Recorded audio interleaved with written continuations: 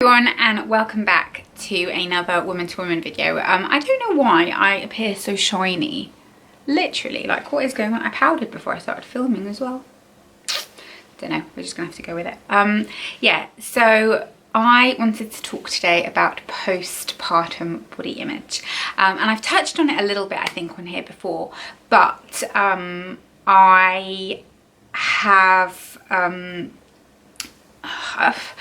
I'm gonna say like reached my goal weight post baby, but it's not that, because I've actually lost a lot more weight than what I weighed before I got pregnant, and that was due to kind of combination of things, and you know, I've spoken about that before, so that's not what this video is going to be about. But I wanted to just talk about how I think one of the main things for me was being somebody who'd struggled with her body image her whole life. I was acutely aware of the fact that I was about to become a mother to a daughter, and I didn't want to pass on any of my issues to her.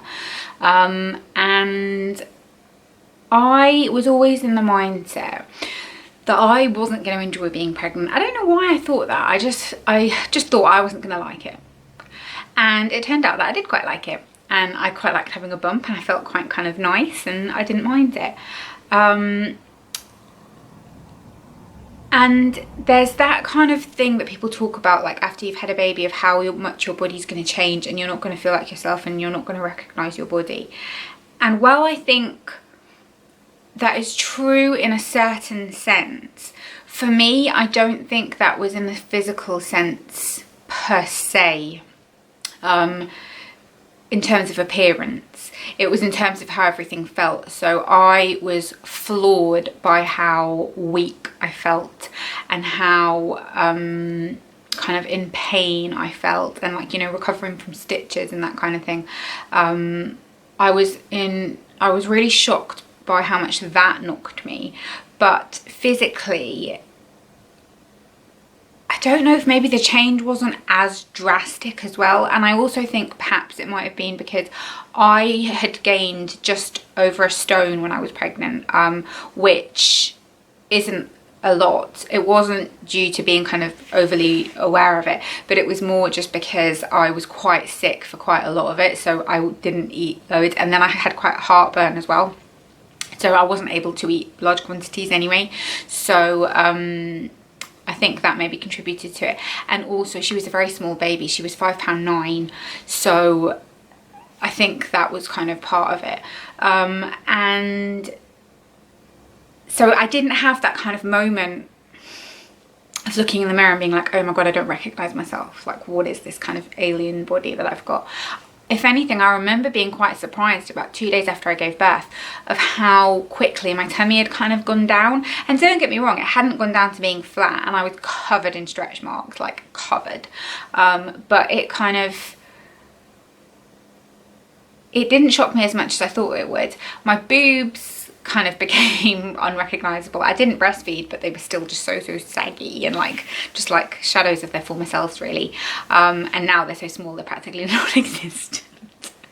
But that part of it didn't floor me too much.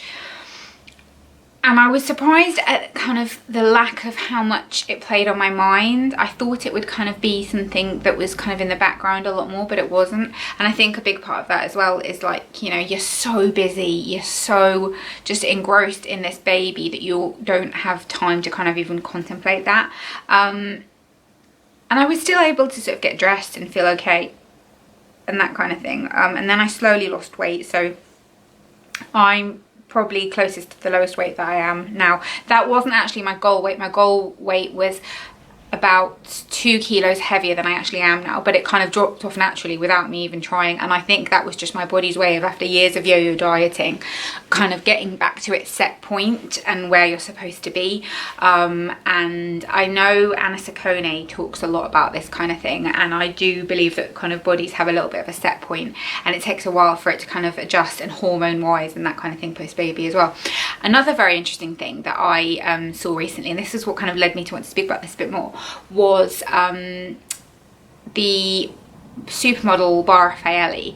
She had done a post, it was like in Israeli media, so I didn't see the whole thing. I think she did like some cover interview and everyone was talking about it, and I happened to see it on Facebook, and she people were slating her because she said that she knew she was going to look the same post baby as she did before she had a baby. And I didn't read the article fully, but I think what she was trying to say was that it was because she's a model, it's how she earns her livelihood, she has to look a certain way. I think that's what she meant, but you know what it's like with papers, and they kind of misconstrued it and made out like she was trying to make herself seem far superior to all other women, which I don't think that's what she was doing anyway. I hope that's not what she was doing.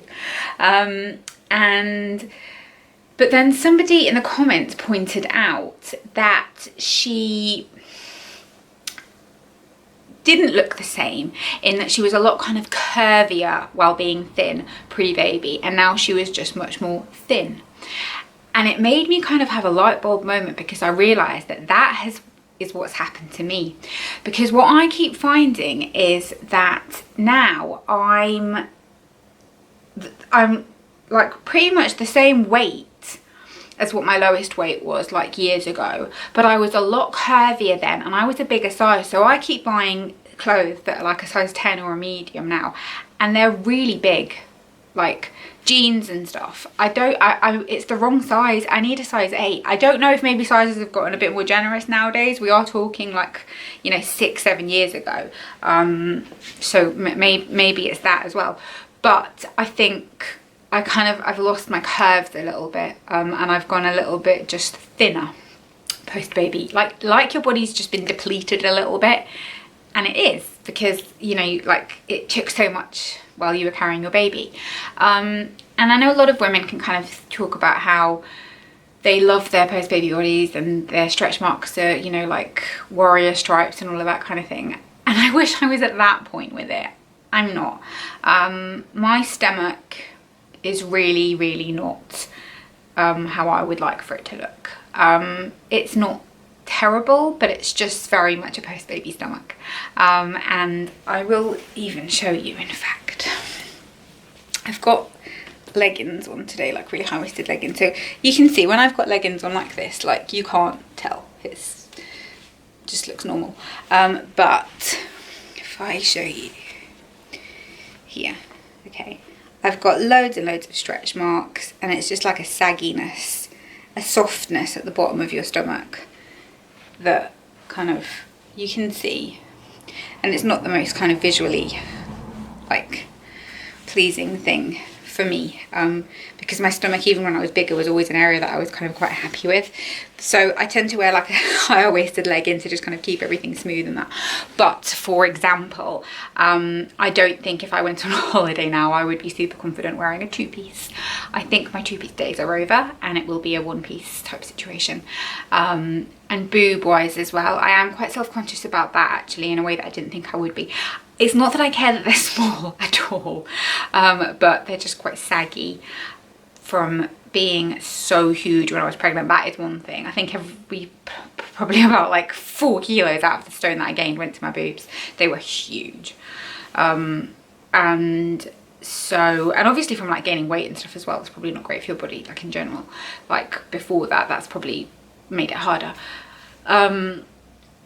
So like I really struggle with bras actually. Like if you've got a recommendation for a bra that is a padded bra, an underwired bra, because like my friend was saying to me the other day, she hasn't had kids, she was like, well, just like, she said, why don't you just wear like a bralette? And I was like, but I can't wear a bralette because they're too saggy for a bralette. It's not the size, it's the shape that I need.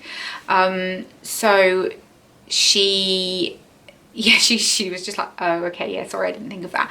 But so underwired, a fairly full cup, because I just think it gives a smoother shape. And what the problem is my boobs are so kind of like empty that there's not much to pad out a bra, so they kind of need to be a little bit fuller so you don't get that spillage, if that makes sense. If you've got a bra recommendation to tick that box, I'm all ears. So far I've not found one. She did say to me that there was an Asda one that she rated, so I might go and have a look at that today, because I'm going to go to Asda anyway. But I think it is a journey for all of us to kind of come to terms with your postpartum body. Your body might not have changed much, and it might have changed a lot. And I can fully appreciate, if it's changed a lot, how it must take you a while to get your head around that. And maybe for some people, it's never going to go back to how it was. Your rib cage is slightly expanded and everything's just different. But it will be different because you're different. and your body has done something so monumentally huge. We don't talk enough about how it is a huge, huge thing for you to go through. Like, your body has grown another person's heart. Like, just let that sink in for a moment. That is huge. There is no way that your body could do that without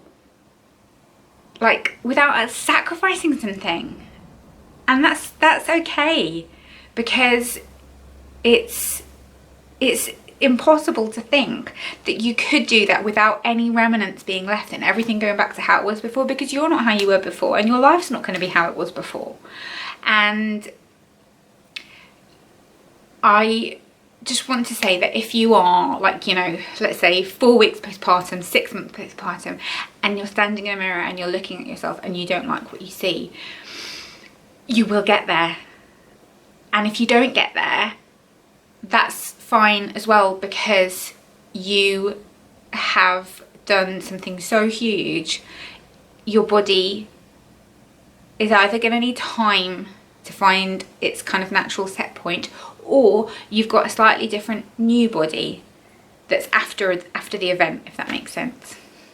And I truly believe that. I think, like, you still do things that will make you feel good, and wear things that make you feel good, and like just try and do what you can to make yourself feel good mentally, but be so kind to yourself, because it is so hard. Like, imagine if men had to do it. That's all I'm gonna say. I'm gonna leave you with that little gem there. Yeah, I'd love to know your thoughts on this. And if you haven't had kids either, and it's just like, you know, different life events have led to changes in your body, you're welcome to the conversation, like so welcome to the conversation. And I am gonna love you and leave you and see you next week. Bye.